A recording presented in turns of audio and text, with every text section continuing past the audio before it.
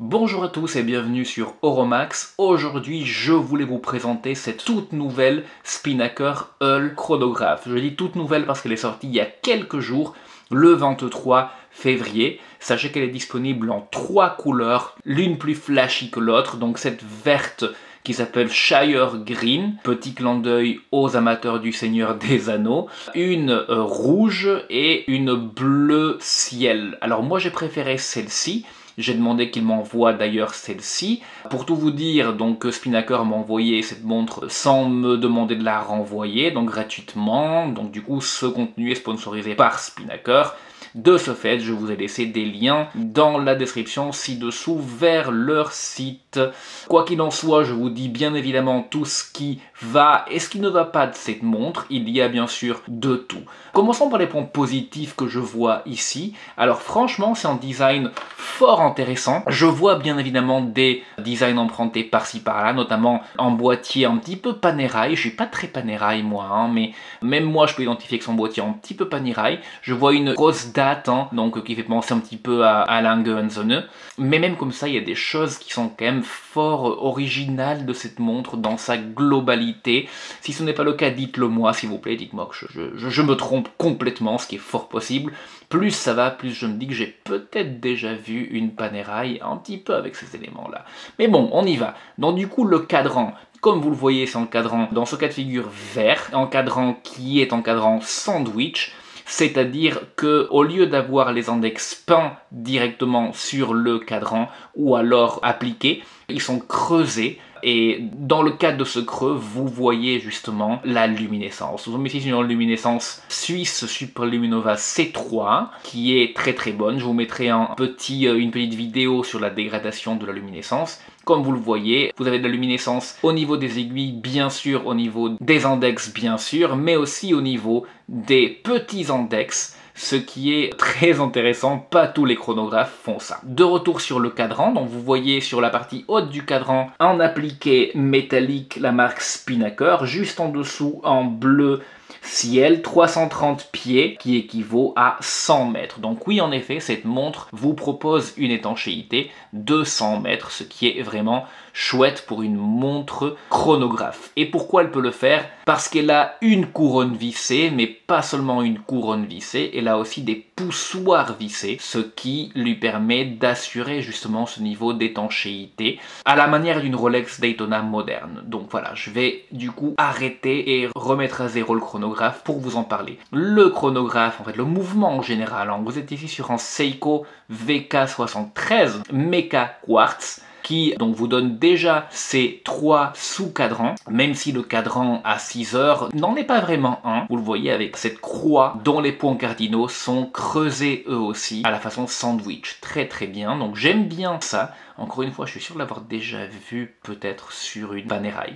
Au tout dessus à midi, vous avez du coup la date, et c'est quelque chose de fort intéressant parce que la date, je vais m'approcher un petit peu, mais la date, vous allez le voir du coup, c'est un double disque de date, je pense. Regardez-moi ça, voilà, vous voyez, le jour change, et là vous allez voir, du 29, on va passer au 30, bam, vous le voyez? Voilà, donc très très intéressant. Premier, 1, 2, 3, voilà, donc comme vous le voyez, en changement de date, très très intéressant. Côté aiguille, parlons des aiguilles principales déjà, hein. Donc l'aiguille d'heure et l'aiguille de minute, nous sommes vraiment sur des aiguilles remplies de luminescence et qui sont des aiguilles bâtons très simples avec une finition de la partie métallique très rustique, faite avec un grain de brossage très très épais. En phase, je pense qu'ils ont voulu vraiment faire un effet très rudimentaire pour cette montre. Je suis pas sûr que ça aille forcément au reste de la montre, mais bon, ils l'ont fait comme ça, pourquoi pas, pourquoi pas. Sur l'aiguille de chronographe, j'allais dire 2 secondes de chronographe en fait,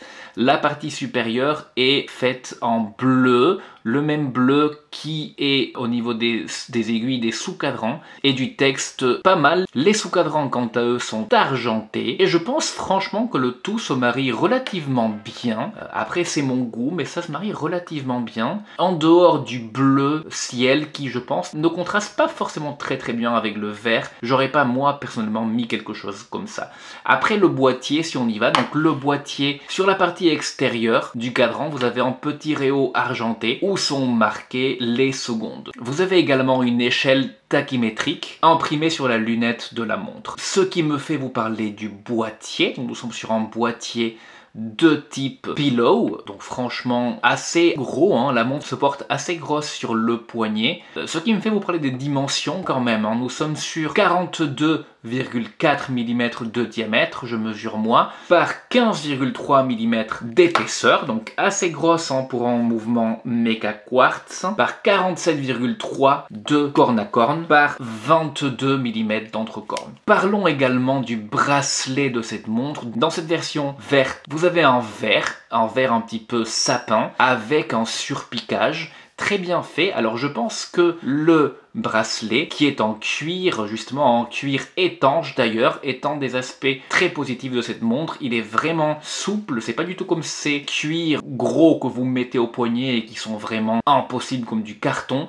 Non, là vraiment nous sommes sur quelque chose de souple, d'agréable au toucher. Donc franchement une belle surprise. En plus de ça, il est étanche.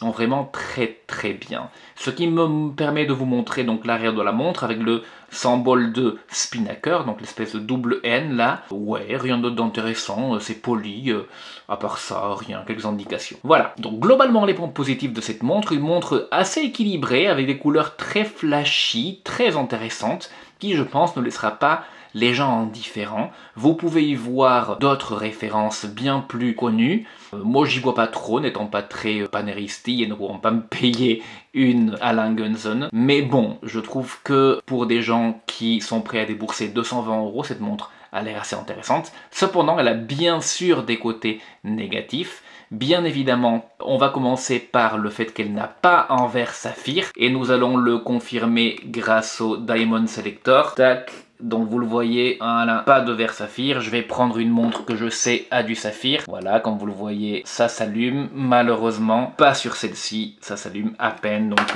nous n'avons pas du saphir, c'est du verre minéral.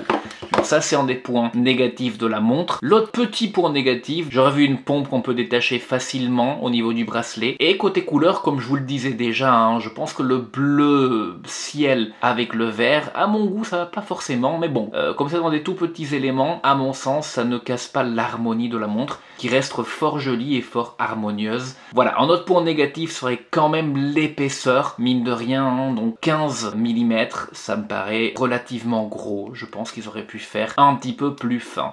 Mais à part ça, l'aspect général, ce look flashy intéressant, ce bracelet vraiment très réussi, un des meilleurs aspects de la montre je pense. La qualité générale, hein, qui est aussi un point très important, je pense que c'est quand même une montre pas mal pour cette gamme de prix. Voilà, donc je vous laisse bien sûr les liens dans la description ci-dessous. Si vous voulez voir d'autres montres chronographes comme celle-ci, toujours au meilleur prix, je vous laisse une liste que j'ai fait à ce sujet. Pour ma part, je vous remercie et je vous dis à très bientôt.